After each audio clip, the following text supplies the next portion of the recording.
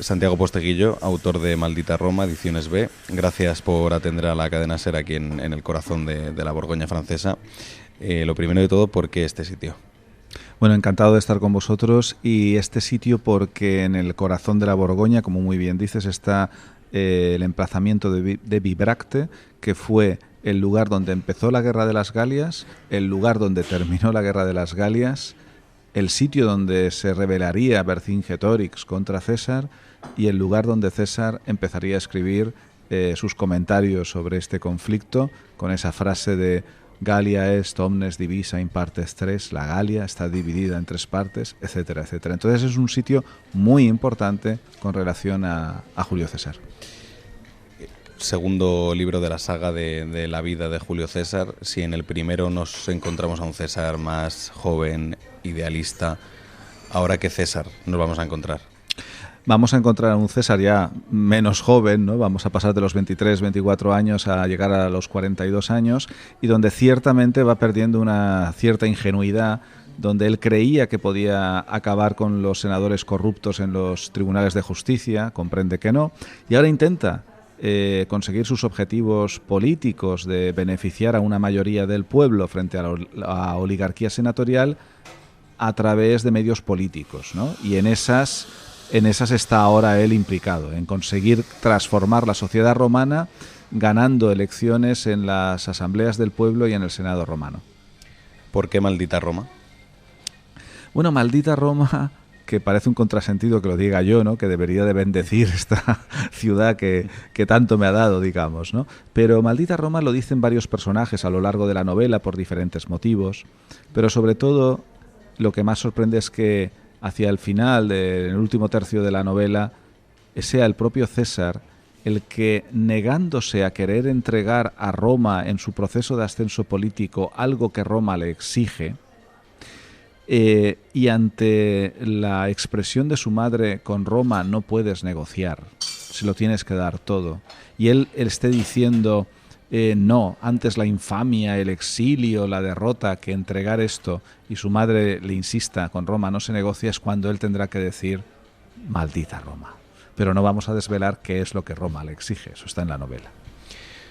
Exactamente qué relación tenía César con la Galia. Entiendo que al principio, no sé si se lo toma como un reto militar o político, pero él llegó a amar de alguna manera la Galia. ¿Qué relación tenía con la Galia? Bueno, él tuvo de niño, uno de sus tutores era de origen galo, ¿no? Y es muy probable que gracias a este tutor él tuviera un conocimiento, digamos, de la Galia y de sus diferentes tribus muy por encima de la media de lo que otro romano patricio podría tener en su época, ¿no? Yo sí que pienso que él desarrolló una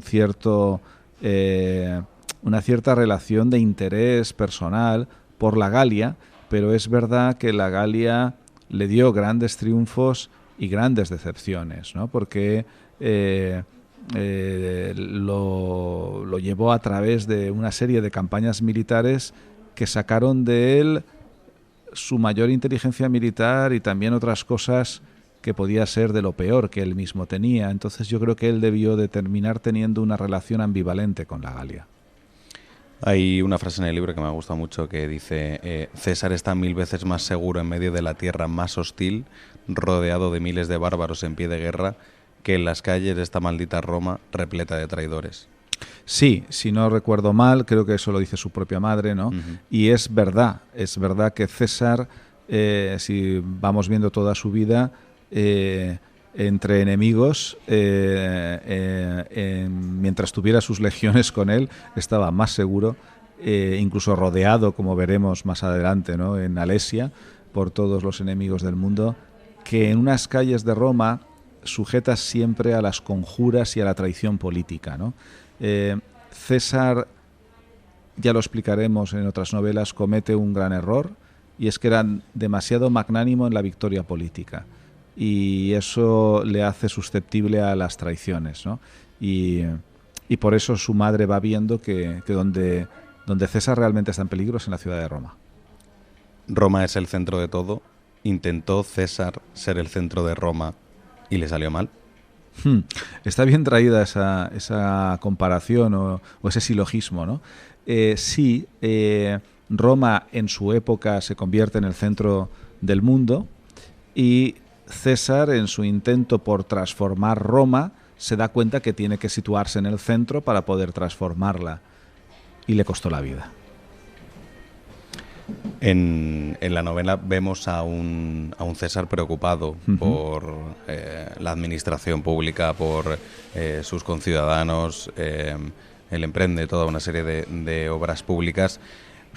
¿Lo hacía por un interés cierto o había cierto despotismo ilustrado? Yo sí que creo que él tenía una cierta, deseo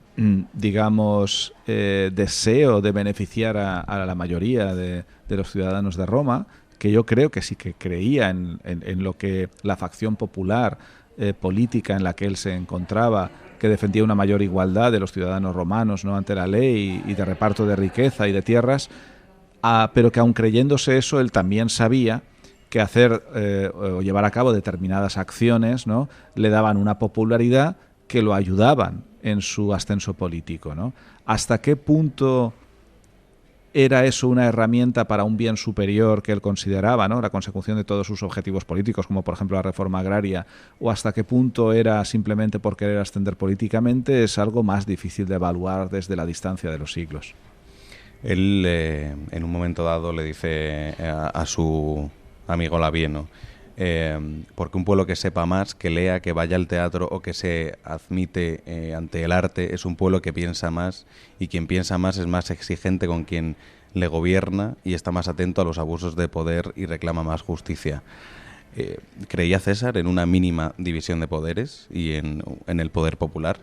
Yo no creo que él tuviera articulado mentalmente el concepto de Montesquieu de una división de poderes, pero sí que creo que él se daba cuenta que la concentración de poder iba en detrimento de la igualdad de la mayoría de los ciudadanos, que era lo que pasaba en la tardorrepública romana, que era una oligarquía realmente, no una república según nuestro concepto moderno.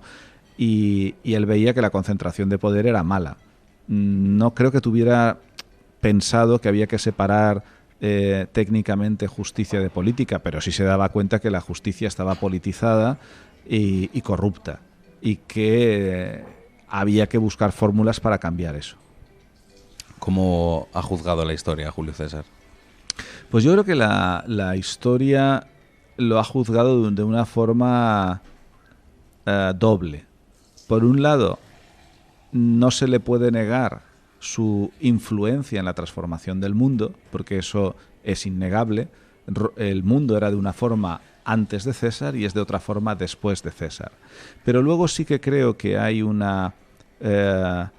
por un lado una divinización del personaje, ¿no?, a partir de este propio Augusto, porque le interesaba divinizar a su tío abuelo, ¿no?, y una admiración durante la civilización romana del personaje y durante muchísimos siglos. Y luego hemos pasado a una reevaluación reciente del personaje, enfatizando solo los aspectos negativos del mismo, que yo creo que no le hace tampoco justicia, porque fue un personaje lo suficientemente complejo para que no pueda ser sujeto a una evaluación tan sencilla. Y voy a poner simplemente una en crítica, una evaluación que se suele hacer hoy día de era un dictador. Si definimos dictador como dictador en el siglo XX o XXI, entenderemos que era una persona que en la victoria aniquila físicamente a la oposición. Es lo que hacen los dictadores del siglo XX y XXI. César derrotará militarmente a todos sus opositores, a todos sus enemigos políticos, y luego les perdona la vida. De hecho, ese gesto de magnanimidad en la victoria lo lleva a la muerte, porque todos aquellos a quienes perdona son los que lo rodearán el 15 de marzo del 44 y lo asesinan. Eso no es un dictador del siglo XXI. Por eso creo que es un personaje mucho más complejo, con sus sombras, pero también sus luces, que no se puede simplificar en su reinterpretación a la figura de un dictador o un tirano tal cual la entendemos hoy día. Eso te iba a preguntar si corremos el riesgo de juzgarle con los ojos de ahora. Claro, en estos procesos de transformación que vivimos hoy día, donde está muy bien que estamos evolucionando en algunos valores de igualdad de ciudadanos, igualdad entre hombres y mujeres, etcétera, etcétera, que son evidentemente unos grandes avances. No podemos someter a evaluación moral a siglos anteriores donde los parámetros de comportamiento y sociales eran diferentes. Lo cual no quiere decir que tenga que parecernos bien que una sociedad como la romana fuera esclavista. Por supuesto que eso está mal. Hemos evolucionado y, gracias a Dios, no tenemos esclavos técnicamente hablando. Habría que ver otras formas de esclavitud, ¿no? Laboral, profesional, o formas de subyugar a la gente muy variadas, ¿no? Pero técnicamente hemos abolido la esclavitud y asumimos que eso es absolutamente inaceptable. Pero no puedes evaluar a toda una civilización por aspectos que hoy consideramos inapropiados y desestimar el conjunto de esa civilización, porque entonces tampoco nos interesa Plauto, Terencio, Cicerón, la filosofía de Séneca. Claro, no puedes hacer eso. Las sociedades son complejas, tienen cosas que estaban mal y aspectos que estaban bien. Y las evaluaciones desde un presentismo actual tienden a simplificaciones que no nos hacen entender bien el pasado. Sí que hay que hacer revisiones históricas, pero no que cambien la historia, sino que la completen. Por ejemplo, la revisión histórica que se ha estado haciendo, en donde había permanecido la figura de la mujer totalmente olvidada, cuando esa mitad de la humanidad siempre estuvo presente, y ahora se van sacando, ¿no?, digamos, del olvido, pues figuras femeninas en medicina, en arte, en historia, etcétera, escritoras, tal, que no habían sido evaluadas adecuadamente en el pasado. Eso me parece muy buena idea. Pero no se trata de que los otros escritores, artistas, escultores, pintores fueran malos, sino que falta por añadir mucha gente a la historia. Yo ahí mismo me sumé cuando, por ejemplo, intenté recuperar con las novelas sobre Julia Domna, ¿no?, un personaje femenino que me parecía muy importante, esta emperatriz, que forja hasta una dinastía imperial en un mundo controlado por hombres, ¿no?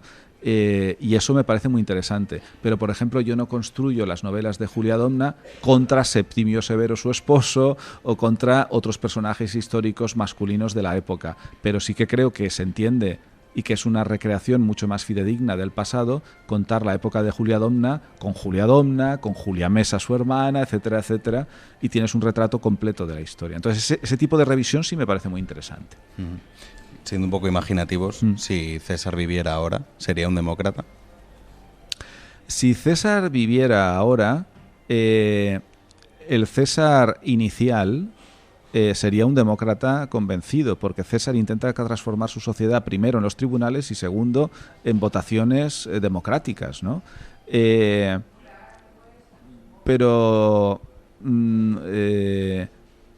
además, permíteme, sería un gran comunicador, porque lo fue siempre, ¿no? Y partidario de la transparencia política. César crea el acta diurna, donde fuerza a que se publique qué vota cada senador en cada votación. Y eso se publicaba en el foro. Y de hecho hay quien piensa que eso es el origen del periodismo, porque a esas votaciones que él hacía públicas fue añadiendo luego información social, información de qué magistrados salían elegidos, información cultural, y eso luego se copiaba por escrito y se distribuía. Y luego había los praecones o pregoneros que lo leían para la gente que no podía leer, y hay quien considera que eso es el origen del periodismo. Fíjate qué gran comunicador era. Sabía que la comunicación y que la transparencia en la comunicación era una fuente de hacer que la gente supiera a quién apoyar o a quién no apoyar, ¿no? Entonces yo creo que él sí que firmemente creía en procesos democráticos. ¿Cómo era César con sus enemigos? Con sus enemigos era implacable a la hora del debate. En el debate era implacable en el sentido que sus discursos en el Senado, fueran contra Cicerón o contra Catón, eran tremendamente mordaces y muy bien articulados. Pero era respetuoso en las formas políticas, era respetuoso en lo personal, y ya te digo que incluso cuando se ve forzado a a la lucha militar, era magnánimo en la victoria. En los libros vemos a la República acosada, ¿no? Un poco por no sé si por sus propias ansias de expansión. Fue víctima de sí misma en el sentido de que cuando amplía territorios le cuesta cada vez más controlarlos. Sin duda alguna esto es lo que le pasa a toda organización imperial, ¿no? Aunque en la tardorrepública todavía se utilizara el término republicano, realmente los últimos siglos de la República Romana son de una expansión imperialista, ¿no? Donde se va expandiendo primero por el Mediterráneo occidental, luego por el Mediterráneo oriental y luego hacia el norte, hacia el oeste y hacia el este, ¿no? Y sí que ocurre esto, al Imperio Romano le ocurre que acaba teniendo una extensión y una variedad de regiones o provincias, ¿no?, sobre las que gobierna, que van transformando el gobierno de todo ese conglomerado en algo muy complejo, ¿no?, que terminará en el Bajo Imperio con un emperador como Diocleciano que llega a la conclusión de que eso tiene que ser, digamos, como segmentado para poder seguir siendo gobernado, ¿no?, con su famosa tetrarquía, donde divide todo en 4 secciones, con 4 gobernantes que han de cogobernar. Luego eso terminará en una división del Imperio de Occidente y del Imperio de Oriente, y lo que ocurre es que los imperios tienen la inercia de o aumentan o decaen, ¿no? Y llegado la época bajo imperial, el imperio pasa de crecer a defenderse y de defenderse a decaer. Dice César, en los mismos ríos entramos y no entramos, pues somos y no somos los mismos. No podemos entrar en el mismo río porque nosotros mismos hemos cambiado, todo cambia. ¿Está él adelantando acontecimientos? Hombre, bueno, aquí está citando si no recuerdo mal, a Heráclito, y realmente César era un adelantado a su tiempo, era de esas personas que ve el cambio, que ve el mundo mucho más allá de lo que sus contemporáneos podían intuir, ¿no? Y esta reflexión va en esa línea, ¿no? Todo está en constante transformación. Es complicado para el ser humano aceptar esto porque somos animales de costumbres y nuestras inercias van en la línea de amoldarnos a una serie de costumbres, de actuaciones diarias, y nos cuestan los cambios, nos cuestan las adaptaciones. Si nos acostumbramos al sistema Android, no queremos cambiar al iPhone. Si tienes un iPhone, no quieres cambiar al sistema Android, ¿no? Pero todo está en constante cambio. Y por otro lado, el ser humano ha sobrevivido siempre gracias a esa capacidad de adaptación, pero nos cuesta. Pero César sí que era consciente de que había que adaptarse a los cambios. ¿Y ha cambiado Santiago Posteguillo? Seguro que ha cambiado.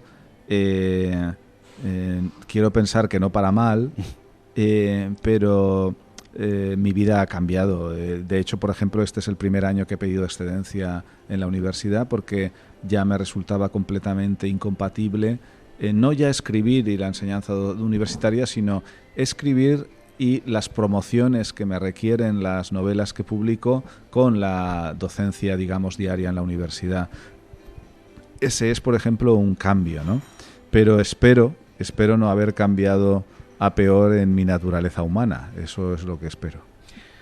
¿Te has arrepentido de algo que no hayas contado en tus novelas o, al contrario, algo que hayas introducido en ellas y luego has dicho, igual esto no ha quedado bien o no me ha gustado? No tengo arrepentimiento sobre nada que haya escrito. Yo creo que en ese sentido estoy razonablemente, no diría necesariamente orgulloso, pero sí satisfecho con lo que he escrito. Es posible que me falten cosas por contar, pero como me quedan varias novelas por escribir en mi vida, pues espero que me dé tiempo a contar todo lo que quiero. No sé si a veces tienes la sensación de que el tiempo de producción está un poco enfrentado con las necesidades del mercado. No sí, totalmente. Y recuerdo una vez que que hablé con George Martin en la Feria del Libro Internacional de Guadalajara, ¿no? Con las presiones que tiene constantemente, ¿no? Para que saque el libro, ¿no? De desenlace, de Juego de Tronos y todo esto. Y él me dijo una frase que me pareció muy, muy simpática y muy asumible, ¿no? Dice: Santiago, nunca te recordarán porque entregaras las novelas a tiempo, solo te recordarán por si tus novelas estaban bien o mal. Y yo creo que eso es lo que un escritor y un artista en general tiene que priorizar, ¿no? En entregar las novelas cuando uno cree que están como tienen que estar, ¿no? Recuerdo también la anécdota de Tolkien, que él hizo El Hobbit y le pidieron una continuación cuando la novela tuvo mucho éxito y tardaba 1 año y no la entregaba, 2, no la entregaba, 3, no la entregaba, 4, no la entregaba, 5 llaman a Luis, su amigo, si es Luis, ¿no? El de Narnia, que era amigo de Tolkien, y dicen: por favor, le dicen los editores, habla tú con él, que eres amigo suyo, a ver si entrega ya la continuación. Claro, no lo entendían porque, claro, El Hobbit es una novela relativamente corta, no es una novela tan extensa. Y al final, al 6º año, llegó Tolkien y puso encima de la mesa un manuscrito de 1000 y pico páginas y era El Señor de los Anillos entero. Y entonces, claro, ya se entendía más que hubiera tardado 6 años, ¿no? Pero claro, los editores se asustaron mucho porque en aquella época no se publicaban novelas de esa extensión y se lo trocearon en 3, ¿no? Pero todo esto abunda en la idea, ¿no? De realmente lo importante es que una novela se entregue cuando el autor, la autora, crea que esa novela está como ese autor o autora cree que tiene que estar. Entiendo que para hacer 6 libros la previsión o el trabajo, ¿no?, con cierta antelación está a la orden del día. Uh-huh. No sé si piensas siempre en los finales de cada novela, antes incluso de hacerlas. Sí, además es muy importante, porque si no, no sabes bien cómo empezar. De hecho, recuerdo leyendo a Ralph Ellison, The Invisible Man, El hombre invisible, ¿no?, sobre el racismo, ¿no?, en Estados Unidos, que siempre se valora muy bien su principio, que es un principio muy, muy alucinante, ¿no?, de un hombre negro en un semisótano en Nueva York que se ha pinchado la red eléctrica y tiene todo el sótano lleno de bombillas porque lo que quiere es gastarle mucha luz a la red eléctrica, pero realmente es una metáfora de que pese a tanta luz él se sigue sintiendo invisible porque como es negro no lo ven como persona, ¿no? Y él dice que todo eso se le ocurrió, ese principio tan fascinante, después de saber a dónde iba, o sea, cuando tenía su final. Entonces realmente los finales, tener el final claro es muy importante, sobre todo también en novela histórica. Hay 2 formas de escribir, con brújula y con mapa. Con brújula esto lo puede hacer, por ejemplo, muy bien, y lo hace muy bien, y además compañero tuyo en la radio, ¿no? Juan José Millás, que él muchas veces puede tener unos personajes en mente y empieza a jugar con ellos y a contar una historia a ver dónde llega. Y eso es escribir con brújula, y él lo hace de forma excelsa, ¿no? Pero cuando tú tienes novela histórica te ves obligado ya a escribir con mapa, porque tienes unos acontecimientos históricos que no puedes cambiar, ¿no? Entonces, lo único que pasa en mi caso es que como lo parcelo en 6 secciones, el caso de la vida de César, sí que he de tener claro qué momento es el final de cada novela y a partir de ahí de dilucidar el momento de inicio, ¿no? En Maldita Roma la novela empieza por lo que será el final, la gran batalla de Bibracte donde nos encontramos ahora. Hago un pequeño anticipo de 3 páginas y luego una larga analepsis o flashback, ¿no? Para explicar 20 años que nos conducen a esta batalla, a este lugar. Pero si no tuviera claro que el final iba a ser la batalla, no habría sabido hacer ese principio. ¿Hay que ponerse siempre en la piel del lector? No necesariamente, pero a mí sí me gusta hacerlo. Te digo, no necesariamente porque dudo mucho que James Joyce, cuando hizo el Ulises, se pusiera en la piel del lector, porque realmente crea una narración de una complejidad interpretativa inmensa. Pero yo creo que a Joyce en ese momento le interesaba más el experimento narrativo que la percepción del lector de lo que él estaba haciendo. Sin embargo, sí que hay una tradición literaria muy larga de que hay que tener en cuenta al lector. Ya, no sé, se me ocurre a un tal Henry Fielding, un escritor del 18 británico, que él decía que un escritor tenía que ser como ese mesonero, como ese cocinero que ha de tener en cuenta a su clientela para darle aquello que le gusta, ¿no? Entonces yo sí que creo que hay que tener en cuenta al lector en la literatura que yo hago, porque yo busco el entretenimiento, entonces he de tener en cuenta lo que entretiene. Otra cosa es que, junto con ese entretenimiento y ese tener en cuenta al lector, yo quiera introducir elementos adicionales que tiren del lector hacia un cierto esfuerzo de aprendizaje de un pasado histórico, cultural, humanístico, ¿no? Pero sí que lo hago teniendo en cuenta al lector. Tú viajas mucho a los lugares que luego escribes.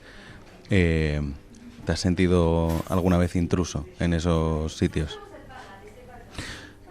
No me he sentido intruso, probablemente porque he llegado a un proceso de identificación importante con lo que significa ese espacio con respecto al periodo que yo, o los personajes que estoy novelando, ¿no? Entonces, más que sentirme intruso, he sentido emoción cuando he estado en emplazamientos muy relacionados con lo que estoy novelando en ese momento. ¿Siempre has sido un ávido lector? ¿O sí. Hubo un momento en el que empezaste a leer mucho más? Bueno, yo me recuerdo de niño ya leyendo y de adolescente leyendo ya compulsivamente libros como los de Enid Blyton, que en mi época pues era una escritora muy popular. Luego pues leyendo Julio Verne, Salgari, Edgar Allan Poe, etcétera, etcétera, ¿no? Y incluso recuerdo con ilusión ponerme enfermo, porque si cogía la gripe, eso significaba que iba a estar, es verdad que estabas un día o dos un poco mal, pero luego te tocaba estar una semana en casa y podía leer. Entonces eso me parecía maravilloso. Así que yo creo que eso es un rasgo de cierta compulsión lectora, sí. ¿Y qué lee Santiago Posteguillo? Bueno, pues leo muchísimo relacionado con la documentación de las novelas que escribo y intento leer libros de actualidad, pero creo que caigo muchas veces en la paradoja del escritor profesional que escribiendo tanto y tanta cantidad tan intensamente no tengo el tiempo suficiente para leer todo lo que me gustaría. Dice el escritor Isaac Rosa, un borrador de una novela lo escribe cualquiera, pero el verdadero trabajo es convertir eso en un buen libro. Uh-huh. ¿Estás de acuerdo? Sí. Bueno, pero yo iría aún más lejos, ¿eh? A veces un buen borrador no lo escribe cualquiera tampoco. Pero conseguir hacer un relato elaborado y bien escrito no lo puede hacer cualquiera. En la novela yo me he quedado también con como dos fotos fijas de un momento que es los senadores preocupándose de sus cuitas personales y políticas y de la guerra, mientras César se preocupa por los ciudadanos. ¿Crees que hay mucho alejamiento de los poderes públicos? Y ya no solo te digo políticos, sino incluso también medios de comunicación y otras instituciones de los ciudadanos. Sí, comparto esa visión y está muy bien además la matización que has hecho, no solamente la clase política, sino otras instituciones, ¿no? Y podríamos ir a instituciones públicas y privadas, ¿no? Vamos a irnos a una institución privada, por ejemplo, el alejamiento de la banca de sus clientes es total. O sea, hacer cualquier gestión bancaria hoy día es un trámite que creo que es un dolor de cabeza mínimo para cualquier, ¿no? Ciudadano. Intentar cambiarte de compañía de teléfonos, lo mismo. Y aquí estamos hablando, por ejemplo, de empresas privadas, ¿no? Y es cierto que hay muchas instituciones públicas que viven muy alejadas de la ciudadanía. Y eso, pues la verdad, es algo que debería de corregirse. No deberíamos de olvidar ni las instituciones públicas ni las instituciones privadas que el trato humano, ¿no? A las personas, ¿no? Y eso pues muchas veces se olvida. Terminamos. ¿A quién le recomendarías ir a una clase de retórica de Apolonio? Hombre, pues a todo el Congreso y a todo el Senado, por ejemplo. Me parecería que ganaríamos todos mucho. Sí, eso sería muy interesante. Yo lo pondría como obligatorio, ¿no? Ir todos a Rodas en peregrinación para que Apolonio les diera unas cuantas clases.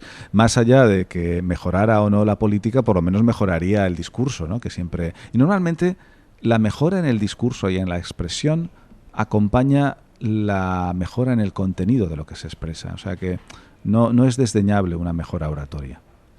Pues Santiago Posteguillo, autor de Maldita Roma, muchas gracias por atender a la SER y un saludo. Muchísimas gracias a vosotros. Muchísimas gracias a ti por acompañarme en este viaje a Vibracte. Gracias.